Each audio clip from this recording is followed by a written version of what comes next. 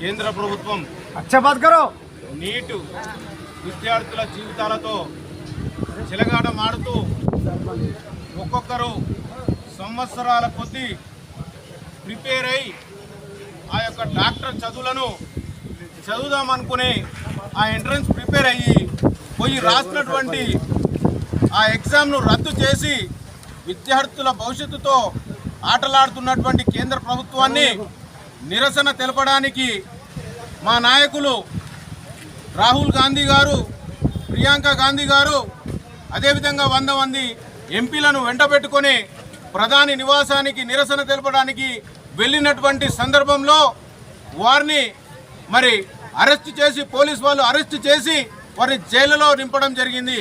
అదేవిధంగా విద్యార్థి శక్తి ముందు ఏ శక్తైనా బలాదూర్ అనే విషయాన్ని మా విద్యార్థి లోకం ఈరోజు మరి ప్రదర్శించింది.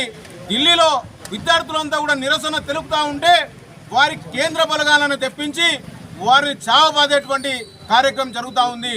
ఈ రకంగా ఉంటే రాబోయే రోజులలో బీజేపీ ప్రభుత్వానికి బుద్ధి చెప్పేటువంటి రోజులు చాలా దగ్గరలో ఉన్నాయని చెప్పి మేము తెలియజేస్తా ఉన్నాం.